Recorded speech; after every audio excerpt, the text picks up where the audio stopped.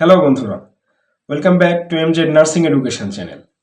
বন্ধুরা, আমরা আলোচনা করছি ফান্ডামেন্টালস অফ নার্সিং সাবজেক্ট হতে। গত ভিডিওতে আমরা রেসপিরেশন নিয়ে বিস্তারিত আলোচনা করেছি। আজ আমরা বাকি একটি ভাইটাল সাইন অর্থাৎ ব্লাড প্রেশার নিয়ে বিস্তারিত আলোচনা করব। তো চলুন বন্ধুরা, কথা না বাড়িয়ে শুরু করা যাক আজকের আলোচনা। প্রথমে জেনে নিই ব্লাড প্রেশার কি। বইয়ের ভাষায় বা পরীক্ষায় প্রশ্ন আসতে পারে ডিফাইন ব্লাড প্রেশার অথবা ডেফিনিশন অফ ব্লাড প্রেশার।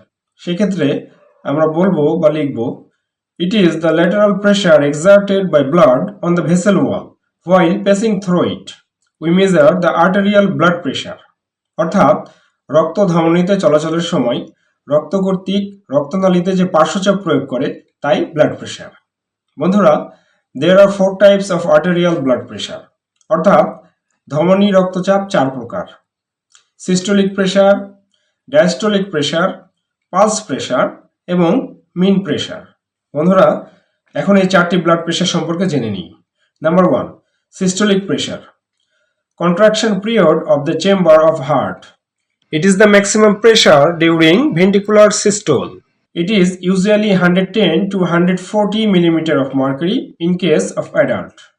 অর্থাৎ সিস্টোলিক প্রেশার হলো সর্বোচ্চ প্রেশার যখন হার্টের ভেন্ট্রিকল সংকুচিত অবস্থায় থাকে এবং সাধারণত প্রাপ্তবয়স্কদের ক্ষেত্রে 110 থেকে 140 মিলিমিটার অফ মার্কারি এবং এভারেজ 120 মিলিমিটার অফ মার্কারি হয়। Number 2, diastolic pressure. Relaxation period of the chamber of heart. It is the minimum pressure during ventricular diastole. It is usually 60 to 90 millimeter of mercury in case of adult. অর্থাৎ diastolic pressure হচ্ছে হার্টের ভেন্ট্রিকলের প্রসারিত অবস্থা, যা systolic প্রেশারের চেয়ে কম। প্রাপ্তবয়স্কদের ক্ষেত্রে এটি 60 থেকে 90 এবং এভারেজ 80 মিলিমিটার অফ মার্কারি হয়। Number 3, pulse pressure. It is difference between systolic pressure and diastolic pressure. অর্থাৎ সিস্টোলিক এবং ডায়াস্টোলিক প্রেশারের যে পার্থক্য সেটাকেই পালস প্রেশার বলে। যেমন সিস্টোলিক প্রেশার 120 এবং ডায়াস্টোলিক প্রেশার 80 হলে পালস প্রেশার হবে 40। Number 4, mean pressure. Diastolic pressure plus 1/3 pulse pressure is called mean pressure. অর্থাৎ ডায়াস্টোলিক প্রেশারের সাথে পালস প্রেশারের 3 ভাগের 1 ভাগ যোগ করলে যে প্রেশার পাবো সেটাই মিন প্রেশার। বন্ধুরা, আমরা 4টি ব্লাড প্রেশার সম্পর্কে জানলাম। এখন আমরা জানবো purpose of measuring blood pressure, অর্থাৎ ব্লাড প্রেশার পরিমাপের উদ্দেশ্য। Number 1, to assess the patient condition, অর্থাৎ রোগীর অবস্থা নির্ণয় করার জন্য। যেমন রোগীর অবস্থা নর্মাল নাকি অ্যাবনর্মাল তা ব্লাড প্রেশার রিডিং দেখে নির্ণয় করা যায়। Number 2, to obtain baseline data for diagnosis and treatment, অর্থাৎ ব্লাড প্রেশারের সঠিক পরিমাপের সাথে তুলনা করে রোগীর সঠিক চিকিৎসা এবং রোগ নির্ণয় করার জন্য ব্লাড প্রেশার মেজারমেন্ট করা দরকার। Number 3, to compare with subsequent changes that may ochre during care of patient, অর্থাৎ কিছু পেশেন্ট কেয়ার প্রসিডিউরের পরে শরীরের ব্লাড প্রেশার কিছুটা পরিবর্তন হয়। যেমন নর্মাল স্যালাইন ও হার্টম্যান স্যালাইন দিলে ব্লাড প্রেশার আগের তুলনায় বাড়তে পারে। এক্ষেত্রে পুনরায় ব্লাড প্রেশার চেক করে আমরা পরিবর্তনগুলো তুলনা করতে পারি। বন্ধুরা, ব্লাড প্রেশার পরিমাপের পারপাসগুলি জানলাম। এখন আমরা জানব normal variation of blood pressure, অর্থাৎ ব্লাড প্রেশারের স্বাভাবিক তারতম্য। Number 1, age.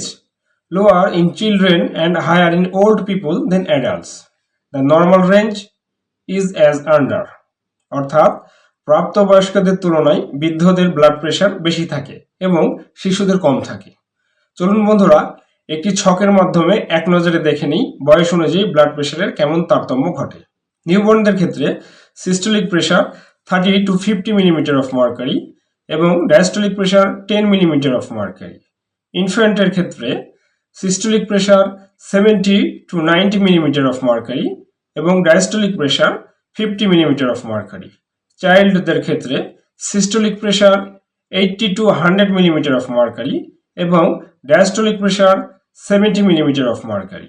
অ্যাডোলেসেন্ট এর ক্ষেত্রে 100 to 110 মিলিমিটার অফ মার্কারি এবং diastolic pressure 70 millimetre of mercury. Young অ্যাডাল্টদের ক্ষেত্রে systolic pressure 110 to 140 millimetre of mercury এবং diastolic pressure 60 to 90 millimetre of mercury. Old পার্সনদের ক্ষেত্রে systolic pressure 130 to 150 millimetre of mercury এবং diastolic pressure 90 millimetre of mercury. Number 2, sex. In females lower following puberty and higher following menopause than males of same age, অর্থাৎ একই বয়সের পুরুষের তুলনায় মেয়েদের বয়স সন্ধিকালে ব্লাড প্রেশার কম থাকে এবং মেনোপজের পর প্রেশার বেড়ে যায়। Number 3, body build.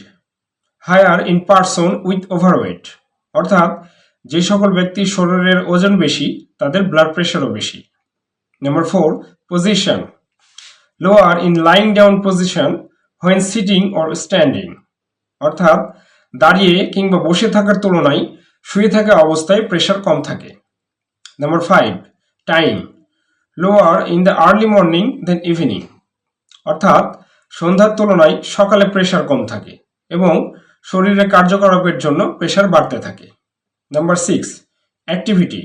Raised on exertion and lowered during rest and sleep, অর্থাৎ শারীরিক কার্যকলাপ কিংবা উত্তেজনায় প্রেশার বেড়ে যায় কিন্তু বিশ্রাম ও ঘুমন্ত অবস্থায় কম থাকে। Number 7, emotion. Elevated with emotional stress, অর্থাৎ মানসিক চাপ বা উত্তেজনায় প্রেশার বাড়তে থাকে। Number 8, environment.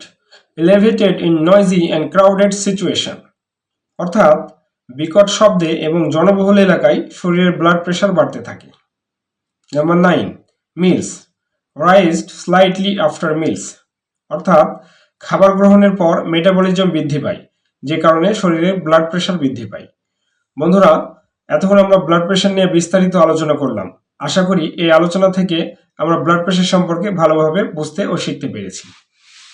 বন্ধুরা, এখন আজকের আলোচনা সমূহ আমরা এক নজরে দেখে নিই এবং আমরা চাইলে ভিডিওটি পজ করে আমাদের সুবিধা মতো নোট করে নিতে পারি।